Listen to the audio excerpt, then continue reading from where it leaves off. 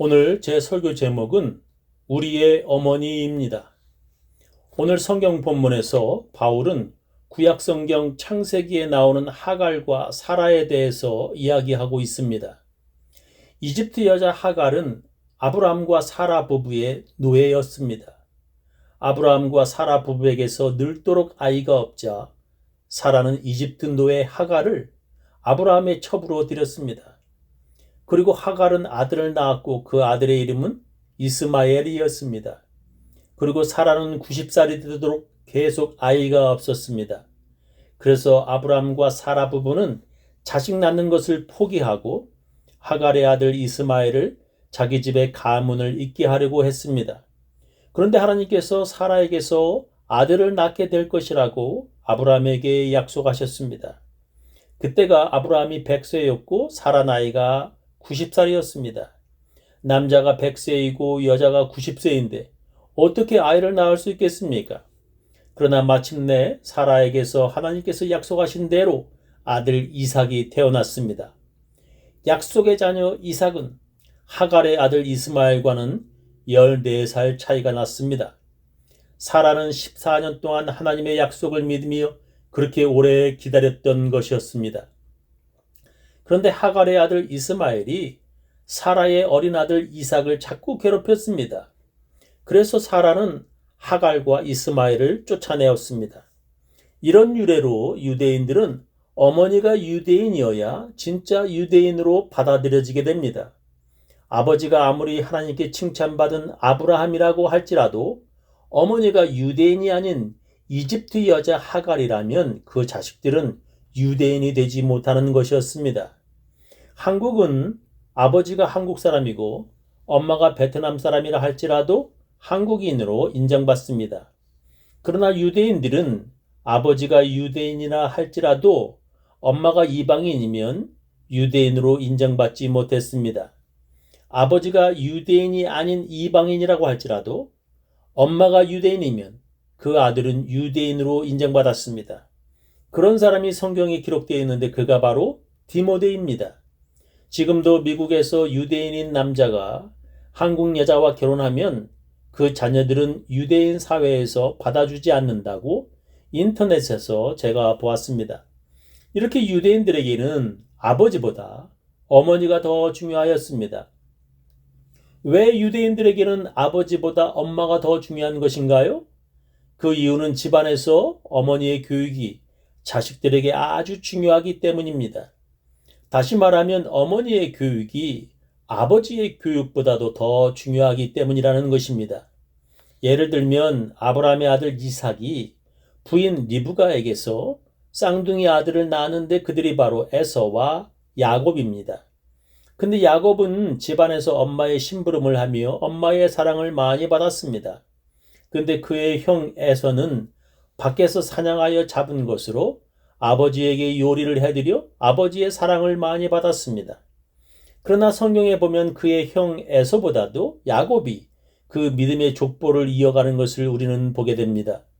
같은 쌍둥이 형제라도 엄마의 사랑을 많이 받은 아들이 그 신앙의 족보를 이어가고 있습니다.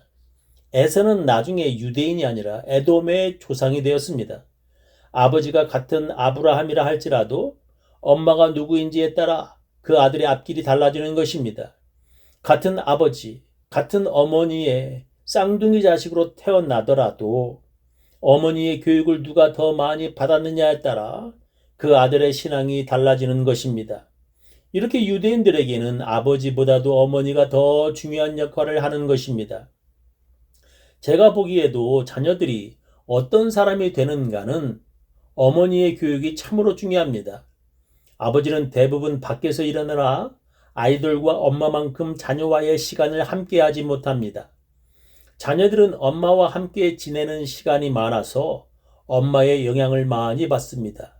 그래서 어머니가 어떤 사람이냐에 따라 자녀들이 그 어머니를 닮아가게 되는 것입니다. 그래서 어머니가 믿음의 사람이라면 그 자녀들은 그 어머니의 믿음을 배워 그들도 믿음의 사람이 됩니다. 그러나 엄마의 믿음이 약하면 그 자녀들도 똑같이 믿음이 약하게 됩니다.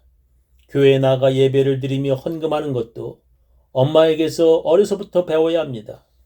어머니에게서 헌금하는 것을 배우지 못하면 그 자식들은 커서도 교회에 헌금할 줄 모릅니다. 저는 어릴 적에 할머니에게서 헌금에 대한 교육을 받았습니다. 예를 들면 부활절이나 추수감사절 그리고 새해 첫 주일 같은 특별한 주일에 할머니는 장롱에서 헌금할 돈을 꺼내 주셨습니다. 그 돈은 은행에서 새로 나온 빳빳한 새 지폐였습니다. 아무도 사용해보지 않은 새 돈인 새 지폐였습니다. 그런 새 돈은 우리들에게 특별한 주일에 헌금하라고 제 어머니께서 할머니에게 맡긴 돈이었습니다. 특별한 주일에 할머니는 그 새 돈을 꺼내 우리들에게 헌금하라고 주셨습니다. 우리 아이들에게도 어릴 적부터 특별한 주일에는 다른 주일과는 다르게 더 많이 헌금하는 것이라고 제가 가르쳐 주었습니다.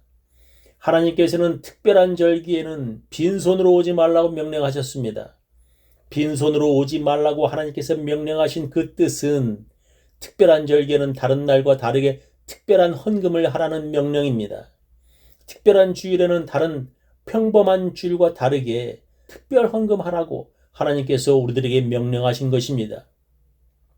한국이 언제부터인가 잘 살게 되었습니다. 예전에 한국은 굶어 죽는 사람들이 많았었는데 어느 시점에서부터 한국은 그런 굶는 사람들이 사라지고 잘 살게 되었습니다.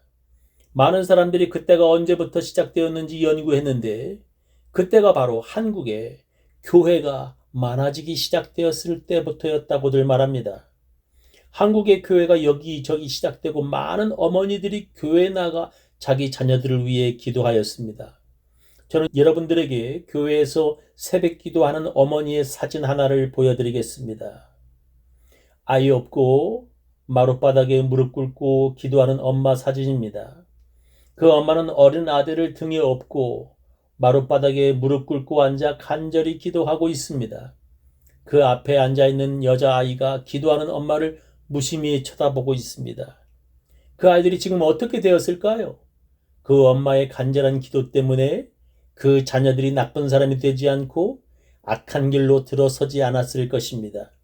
그리고 그들 역시 그의 엄마의 영향으로 기도하는 사람이 되었을 것입니다. 저는 기도하는 것을 제 어머니에게서 배웠습니다. 어머니에게서 기도하는 것을 배운 자녀들은 힘들고 괴로울 때 어머니처럼 무릎을 꿇고 기도하게 됩니다. 우리가 이 세상에 살면서 더 이상 살고 싶지 않을 정도로 얼마나 슬프고 괴로운 일이 많았었습니까?